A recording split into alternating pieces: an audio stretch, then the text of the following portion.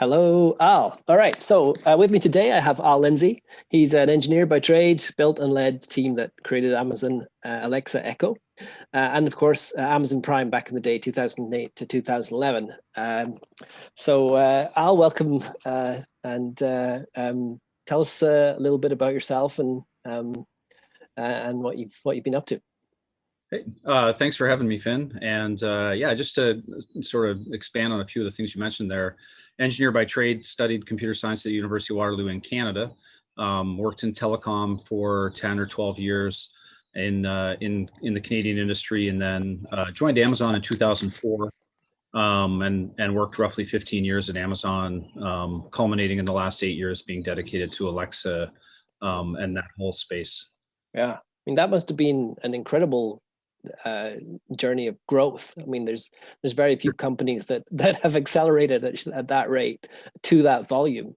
Yeah, growth in every dimension you can imagine. I mean, for a while there, it was the fastest consumer electronic product growth, beating even iPhone in the number of units and devices built and sold, but also in terms of organizational growth, going from a team of literally zero to now over 15,000 people working on Alexa at Amazon, going from, a small number of cloud-based hosts supporting all of those services to, tens of thousands of nodes handling, massive volumes in the cloud. So scaling services, scaling teams, scaling device manufacturing, shipping, customer bases, a lot of really interesting, fun lessons learned there.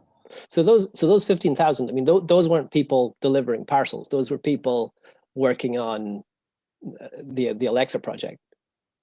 Yeah, on Alexa itself. So, a large team of scientists and engineers and product managers, but also, transcription, annotation, data experts, UX experts, across the board. It takes a village to ship a product, and large teams across all those domains. Just to give you an idea, I mean, even just the music aspects of Alexa alone require its own organization focused on making the best music experience they could possibly have in the music domain. And then you can just take that and expand it across all the various capabilities. And then there's an app that goes with it as well, the companion app. So there's a lot of moving parts had to come together to ship that product. Yeah, incredible. And so when you were in the midst of all of this, where were the big challenges? And I mean, this was NLP back in, this was sort of 5-10 years ago, back where NLP didn't have what it has now. What were the big hurdles that you guys feel you overcame? Yeah, the Stone Ages of NLP. That was the phrase I was looking for. Yeah.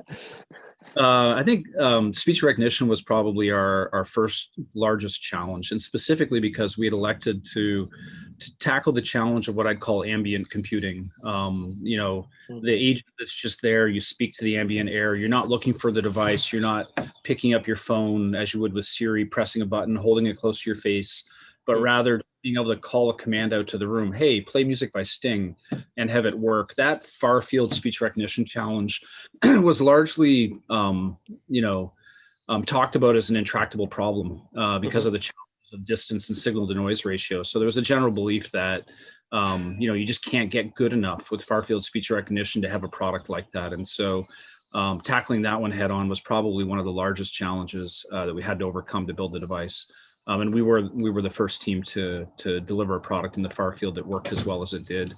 You can layer on top of that the NLU challenges, because I think you noted it was sort of the early ages of NLP, what I call NLU, natural language understanding. There weren't a lot of great existence proofs of this multi-domain natural language understanding. Sure, Siri came out sometime after we had started this project. Siri came out in 2011. And sort of maybe the first instance of it. But I think even now we've come to learn that a lot of what Siri did in the early days, and what everyone has done, I think, to date, is a mix of rules and statistical methods, where the rules generally carry a lot of the core business logic. So, figuring out how to go from a cold start on an idea like Alexa to how can we have really advanced, sophisticated, highly functional natural language understanding algorithms that make the customer experience great for customers when they might be asking for any of dozens or now thousands of intents Mm. was an Yeah. interesting, continues to be an interesting challenge for that team today, I'm sure. Right, right. Because this is one of almost the best kept secrets in NLU or NLP, right? Is that a lot of these systems are not some secret algorithm that does the works, but are incredibly long, complex sets of rule-based systems that try and take into account everything that a human can possibly do. Yeah, and I don't want to imply that that it's only a rules-based system. Obviously, rules Okay. play an important role in bootstrapping systems from a cold start perspective, so you can gather data, and then data starts to play a bigger and bigger role over time as you get more and more interactions with live customers. Mm. But I think a lot of smaller businesses, customers, and providers today really do have to rely on those rules to get their systems up and running in the absence of the right kind of data Yeah. that's matched and collected in their production environment. Yeah, and that may be sort of, takes me on to the question of, if you were going to comment on, how have you seen the field evolve? I like in the last sort of 5 years. I mean, I think around sort of 2016 there was a real rush of startups and money that went into this problem of, human speech and recognition. And you've got a wider arc of seeing how the field has evolved, both from the academic and the very applied levels. How would you sort of describe that arc, and what are the notable developments? I mean, what the first one to look at, I think, would be the ASR, the automatic speech recognition space. That technology has been around for a long time, since the 60s, and really didn't make a lot of massive advancements since the early deployments in the 90s of IVR systems. And then I think the greatest advances that took place, and one of the ones that we helped push, the science team did, is around applying deep neural networks to replace the sort of traditional hidden Markov model approaches that were being used in ASR. And we saw great gains, but a number of other things came to play. I think moving to the cloud and the immense amount of compute power in the cloud, leveraging GPUs for massive data sets at scale, and to be able to do that at an affordable price point was definitely a sea change in what you could do in the AI space more broadly too. I think leveraging massive amounts of compute power in the cloud, where your data and compute are very close together. And leveraging that with a lot of these more academic advances and scientific advances, things like DNNs and CNNs, and there really are a thousand smaller things that all came together rather than any one big sort of aha breakthrough. But I think the track of ASR really accelerated through the tens, if you will, the 2010s. And we see that everywhere. Everybody's ASR technology is far more accurate, and we all find it a lot more tenable as something that we're willing to interact with now than it was, say, in the aughts. So that's the one area. I think in Alexa land, obviously voice technology, the spoken voice, the text to speech voice is another area where we saw massive improvements. Again, applying deep neural networks and large data. And moving away from the sort of classic unit selection approaches where you record all the little snippets and stitch them together and try and smooth out the transitions, to more of a machine learned big data approach to making voices. And now I think it's just commonplace. You expect a TTS voice to sound almost human. And you wouldn't tolerate the voice of Stephen Hawking being generated from some of the old techniques. It's just it's moves so fast. So, the ability to understand the words that are being said from ASR and to be able to speak to human in a very natural way have made great advances. I think the NLU side of the house has been a little harder. I think we're all seeing the companies who are doing generalized AI, sort of if you look at your Siri, your Samsung Bixby, your Google, and your Alexas. because the breadth of things that they attempt to understand is so wide, the confusability goes up dramatically, and Sure. it's just really hard to have that highly accurate understanding of what the customer actually wants to do. I'll give you an example. The word play is immensely overloaded. Do you want to play, a video on your Fire TV, music, a YouTube, a song, an audiobook? So just relying on, an action word like play to give you a solid intent isn't nearly sufficient enough. Whereas I think in the beginning, for some of the simpler or narrower agents, you can get by on those sorts of Right. less ambiguous Right. uh, examples. So I Yeah. feel that a lot of headway's been made in the NLU space, but I know the real challenge is getting to more of a conversational understanding of natural language. It's more like as a human operates, and brings to bear all of the context and maybe visual signals and body language reading and history of conversations and even sort of contextual history of the world and pop culture that comes to bear when we have conversations, and you're Sure. able to infer Yeah. from a small number of words. Sure. Yeah. Absolutely. And I sometimes like to sort of separate these problems into maybe the engineering issues, and then the more fundamental sort of mathematical ones. Right. And so certainly, you mentioned the ASR being around since the 60s, and it's not until we get the latency down that the system starts to work. So all of these things coming together to be a speaking computer has this whole question of latency. Once the problem has been mathematically solved, but then there are these gnarly questions of exactly what are the rules or what are the algorithms behind which we do this. Could you sort of put certain parts of that into different camps? What are the engineering ones with a bit more power and speed we can crack, and where's the big unknown?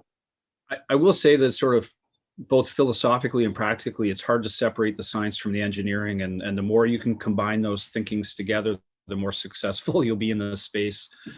Because if you do your algorithms and your math in sort of an experimental bubble and in non-production sort of coding techniques, it's very hard to then take that and turn it into a real runtime system that's fast. As you said, low latency. So I find there's always a delicate balance of making sure that you're combining your engineering thinking with you're trading one off for the other. Almost always you're trading off maybe the cost of the underlying infrastructure, what your latency is and what your accuracy is, and they're intimately tied. You can always make it faster by being less accurate. You can Mm-hmm. always be more accurate by being slower.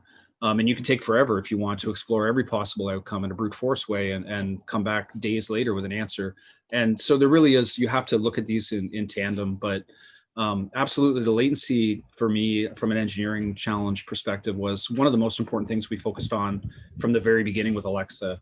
Sort of understanding every component of it and trying to crush it down into the smallest window that you possibly can. And I think a little bit of that muscle came from being an e-commerce company where, Right. a slow web page meant lost sales. Right. And that Right. notion of, if you don't respond within a second, you've lost your customer. And Yeah. so Yeah. we took a similarly aggressive approach with Alexa and trying to be super low latency right out of the gate. Yeah. Yeah. Interesting. And so you moved on from Alexa now, and you've got some other projects going. Could you tell us a little bit about what the latest game is? Sure. I've sort of been enjoying a return to small companies and startups, which is sort of where my career began in the telecom space back in the 90s with a series of startups. So I've taken on advisory roles with companies that are working in the AI space, particularly with speech, and also advising some large multinational companies in that space as well on their efforts related to speech and NLU and how they apply to their businesses. Yeah. Seems a lot of interest in this space right now. Everybody's trying to do it, but it's not yet mature to the point where, if you want to go out and write an iOS app, you can find all the resources you need, well-trodden ground, and figure out how to do it and hire the right people and train them and get it done. There's still a lot of, it's fairly nascent space. Everybody wants to get into the space and leverage the technology in their products, but it's hard for them to find solutions that don't require them to go out and staff scientists or Right. highly specialized people who Yeah. just aren't. Yeah. We're not at the stage where we can copy the code from GitLab and build a startup quickly, right? I think the idea of democratizing speech as an interface in technology still has some ways to go. Yeah, yeah. And is it coming soon? Is there a?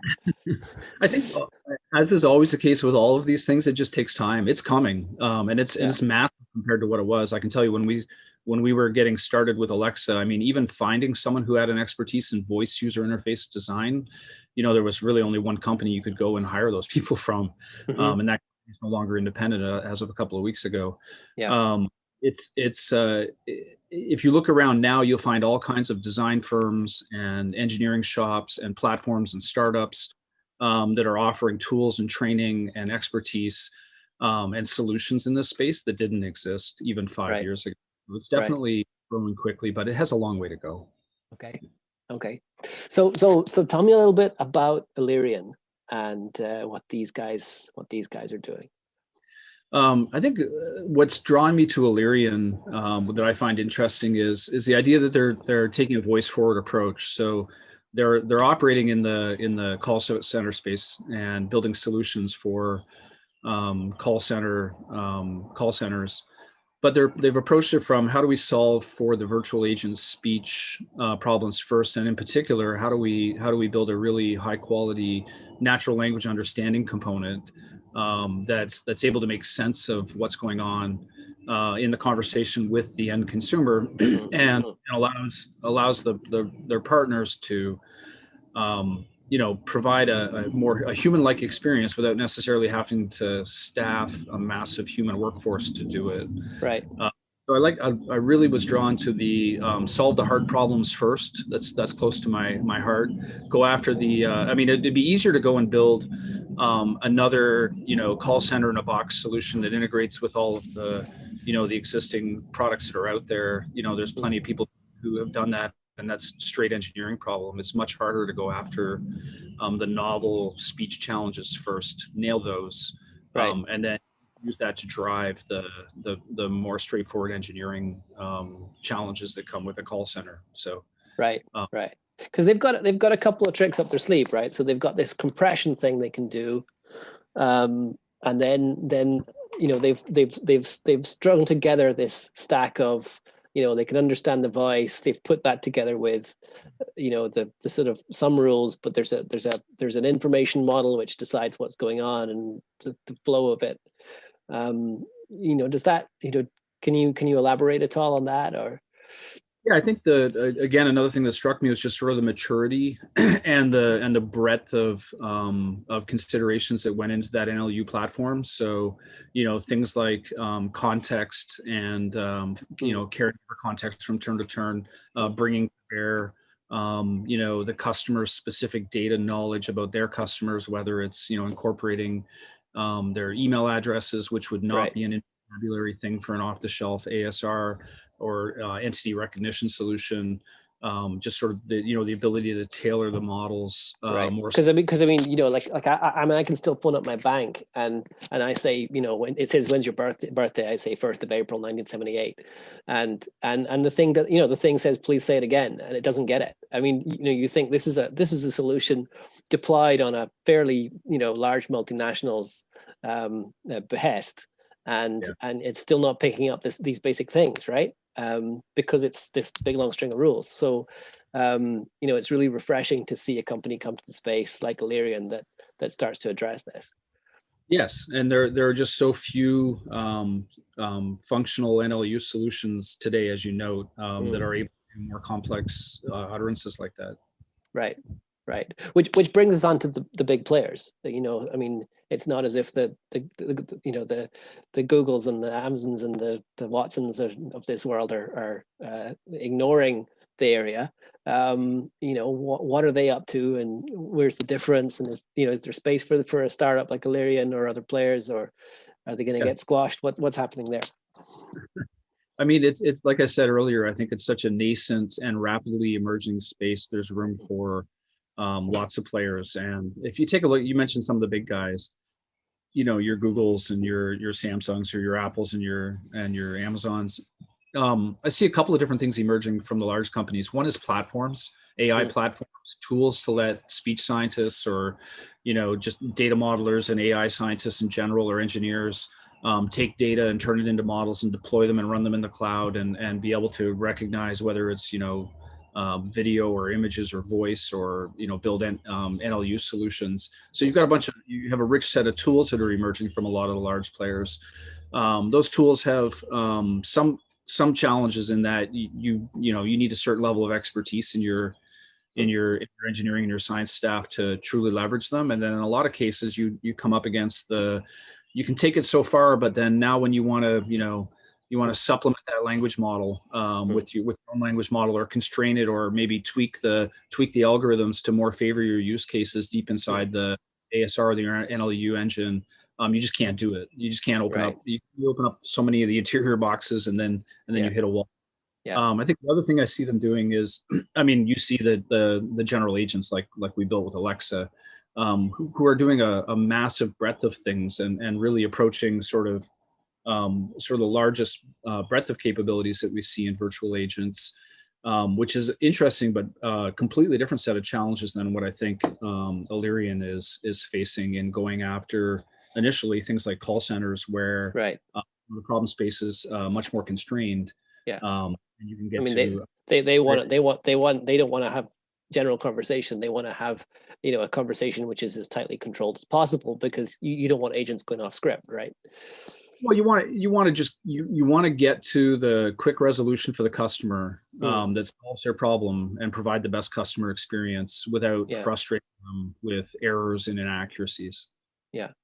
And then the other part of that is, I suppose, is regionality. As far as I understand, they're working with Elerian are working with a South African call center, um, and that has unique aspects that you don't get out of the box because you've got all these very specific regional accents, um, and is that's something that we take for granted if we're in London or the US. We take it for granted that the big tech players are going to deliver solutions for us, right? As soon as you step outside that, there's issues specifically with NLP, NLU, because these algorithms need to be trained on the right data. Yeah, I think that's that's true broadly of all AI and speech recognition NLU. You need to train with the right data that's spoken by with the local dialect by local people, humans, in the environment where they would actually be speaking it. So I mean, the best. There's no real substitute for data collected in the actual use case scenario from real customers doing real activities to train your models. It's just the best data to get the highest accuracy. Yeah. And so for NLP, NLU, I mean, do you think that I mean, are call centers where the sort of NLP, NLU breakthroughs of the future going to be born, or is that the market driving force, or I mean, there's probably a few, right? So I think what we're seeing is this technology, speech, spoken language understanding, and sort of artificial voices like text to speech being applied to almost every facet of business. yeah. So I think call centers are one important element of it. I think we're seeing it in almost all areas of business.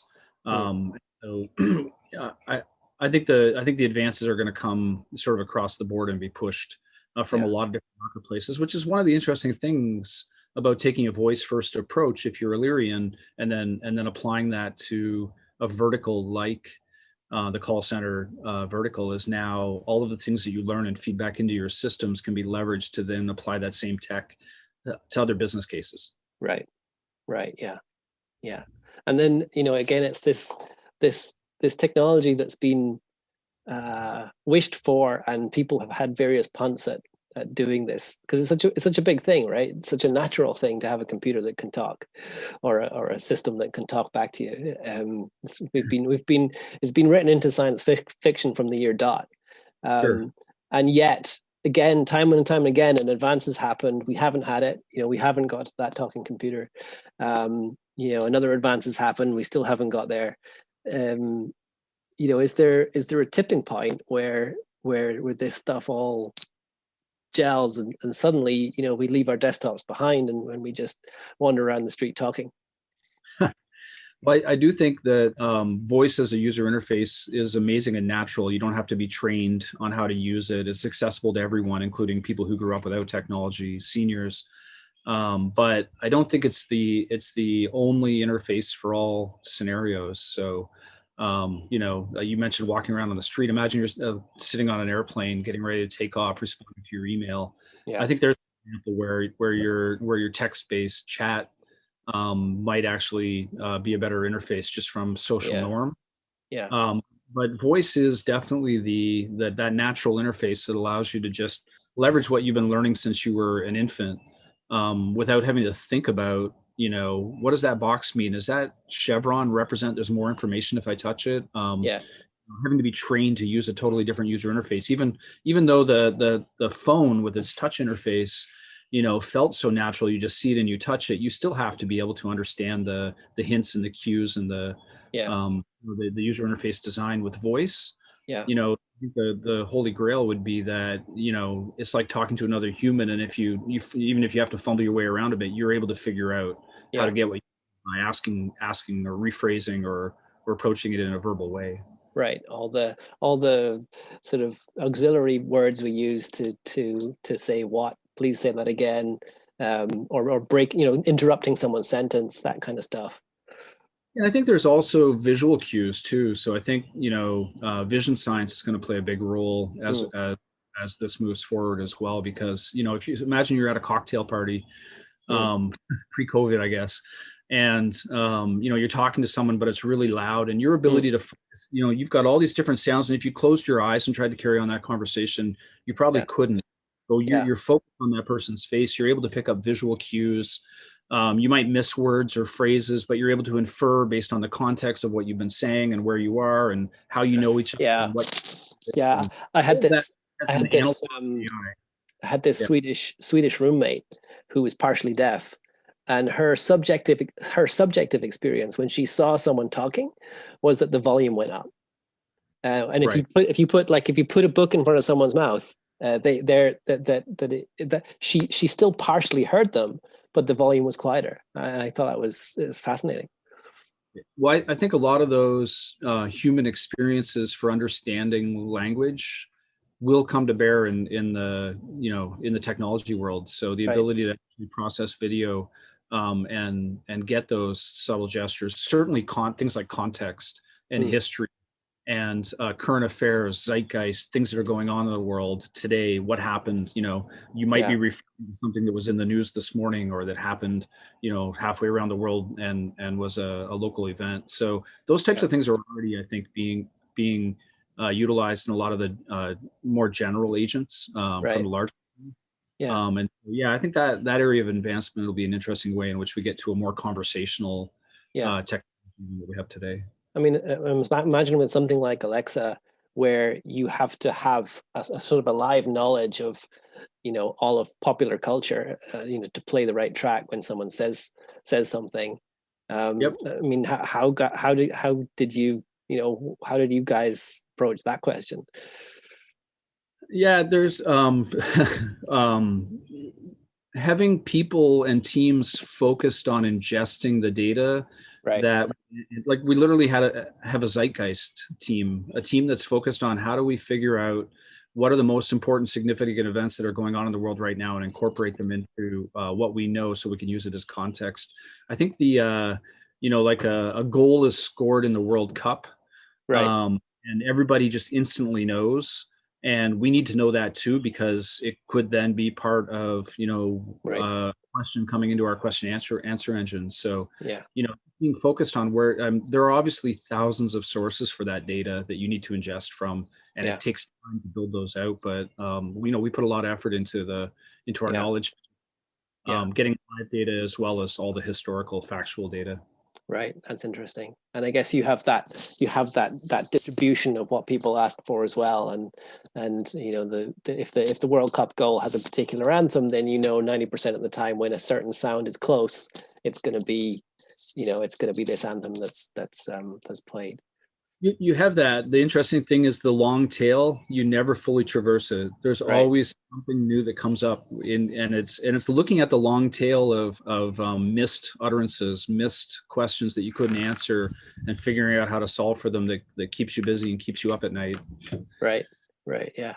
So I heard an interesting stat recently, which was that that there's been this tipping point where in India, over 50% of Google searches are now done by voice, and it struck me that again maybe there's this legacy because we're used to using Internet Explorer, we're used to well whatever browser you use, right?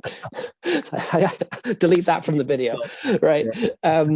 But that this generation of kids in India that have grown up with phones but without sort of the desktops have started to adopt voice in a way that perhaps we haven't, and that maybe this revolution or transition from desktop to or from visual to sound is going to start maybe in the developing countries.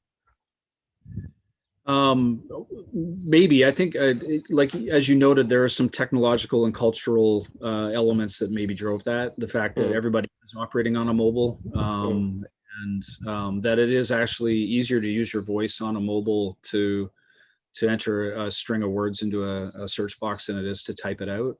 Right. So that definitely catapults it. I don't find a lot of people talking to their laptops. Right. It's a little more common to find people talking to their phones. Right. But I also think the more than 100 million endpoints out there that have Alexa, and then I think you got billions of Android endpoints and Apple endpoints, and so these the agents are available wherever you are now. You always have access to a voice agent wherever you are, and I'm sure that it continues to grow. I don't have access to that data anymore, but sure that the number of people using it and the number of times per day they use it continues to grow. Right. Right. And of course it's spread across these different categories. So I think we touched on earlier voice and chat, and the sort of differences between them. They both require NLU, but one has this sort of extra part sandwiched on the end to transmit the sound, turn the sound into words. I would expect that the majority of those utterances and interactions are also command and control today. So, okay, whether it's a music or an in-car, send a text, read a message, smart home interaction, turn on the lights, make sure I close the garage door. I don't think there's a lot of conversation going on with agents, whether it's via or an Alexa device or other end devices. And I think that's really where the future development will take us. And I guess that's what partly what makes the contact center space really interesting, because that's far more conversation. Yeah, that's there's a whole range of things that people are discussing in there. Yeah, it's a compound goal. There are multiple things that both the virtual agent and the human are trying to accomplish in that conversation. Right. And infinite things they might get from where they start to the end of that set of goals. Yeah.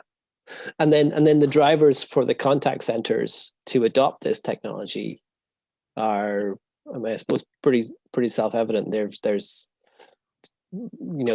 one is the cost of being able to automate some of this stuff, and then two, but it's not just cost. It's they're aiming really for customer experience, right. And I guess there's ways for a conversational agent, an automated conversational agent, to not just reach the human level, but potentially surpass it. Well, I think one of the things is that in the call center space, the workforce turnover is much higher than in other industries. So, I'm not sure, I don't have handy the stats, but if it's 10 or 20 or 30% of your workforce is still fresh, being trained, fresh off training, inexperienced. So the possibility for errors is higher. Whereas, with your virtual agent, you always have the expert, and probably, it would be your top expert out of all of your human agents in terms of what they know or what they can know. Hmm. So always being able to reach an expert, I think is going to improve the customer experience on its own. Right. Right. Yes. And that handoff problem where you make sure you get to the right person, I mean, that you sort of almost solve that out of the box, right? With an automated Right. system. And you're not waiting. You're not waiting to reach that person. You're not pressing 2 or 4 or whatever. You're just saying, I want help with this, and boom, you're there. Right. Yep. Yeah. I think that's it's a noble goal for any for any company. If we can get that waiting time down, then I think we've diminished the frustration in the world, right? Yeah. So what does the competitive landscape look like for this? I think again we talked about it a little bit before, but for a company like Elerian, where are the threats and what's the landscape? It's interesting. I think there's there's lots of space. So I don't think that there's existential threats around for companies that have developed novel spoken language understanding solutions. I think it's an interesting market space where, as I said before, everybody's trying to gain the expertise, and what we're seeing is a lot of the big companies with deep pockets are bringing it in-house. So if a competitor starts to emerge that looks highly capable, we're seeing a lot of them get snatched up by large companies that want that expertise in-house rather than to leverage. Because you just can't find the talent. So what it results in is this constantly changing landscape of who the players are. There are some established players, obviously, that have been around for a number of years and likely won't go away because I think they have really viable large growth opportunities and plans if they stay independent. But there just aren't that many. So and again, when a bright one does pop up, it's I'm seeing them get snatched up a lot of the time. So it is hard to find companies in this space with this expertise. The second part of it is really the available talent with expertise in this space. I think a lot of people are rushing into this field, but the folks that really have the expertise are those who already have their 9-year PhD plus many years after that. And it's really hard to accelerate that just because there's a higher demand. So it is, Elerian's lucky in that they have some of this talent on their bench, which goes a long way. I think it's hard to just start a company and find the talent you need to really have that deep expertise in big data, AI, ASR, NLU. There's a limited bench of people in the world with the expertise today. Right. Yeah. Interesting. And does that talent get poached by the big players or does Elerian have sort of people knocking on the door going, please come and work for us? I mean, I guess in that regard, it looks like the rest of Silicon Valley in that your engineers. Right. Too, so keep your engineers happy.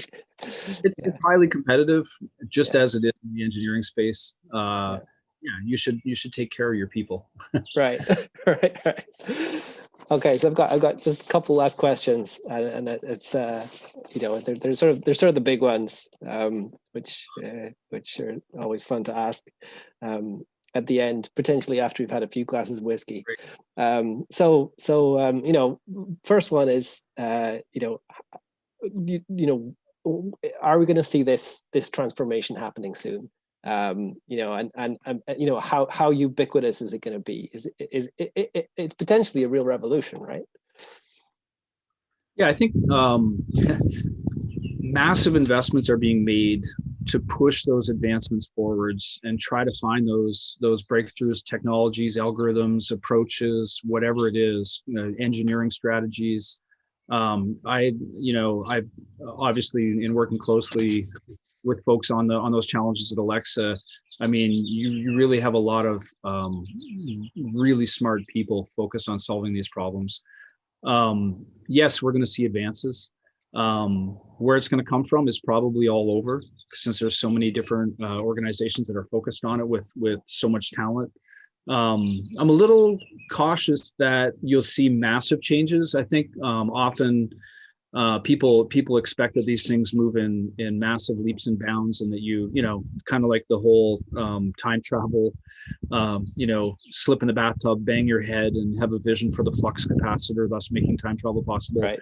It usually doesn't work that way. It's more perspiration, and there's a lot of invention going on. But you might try 300 different smaller or medium inventions, and 10 of them accrete towards your goal. And once in a while, you get one that moves the needle 20%, but it's not one big thing that's going to change it. It's all of this effort in aggregate, I think, that will result in a more incremental improvement over time. So there is a tipping point where those increments reach a certain aggregation that starts to create a tipping point in the consumer's mind where, it feels more natural and conversational, and they're more open to talking to their technology like they would a human. Right. And I'd love to see that in the next 3 to 5 years. I think a lot have to come together for that to happen, and I don't know what that is, or I'd be building it. and is that thing AGI? I mean, is there? I guess that's a philosophical question, right? Is a computer that can talk and speak like a human the same thing as an intelligent being? Is that? So the stuff that is made of the singularity, the whatever you want to call it, there's so many that Hollywood's latched onto over the last 5 years. And I think a lot of people are worried about the advance of AI. And do we see it being born in a call center which handles your bank details? I'm skeptical that we'll see it in our lifetime at the level that really causes people to pause and be concerned about AI, really being an existential threat as you see in the movies. But rather, what I see is the advances in technology getting to the point where it really is quite conversational and useful, in a utilitarian way, or even in an emotional support way, or for sort of medical or mental health purposes. And so many great applications of talking to a computer that feels just like talking to a human, that don't involve arriving at the singularity and us being turned into copper tops, to steal a quote from the Matrix. Yeah. Brilliant. Well, I think that's us coming up to our 5 o'clock. Al, it's been a pleasure, and I hope we get a chance to talk again soon. Great. Thank you. Thank you.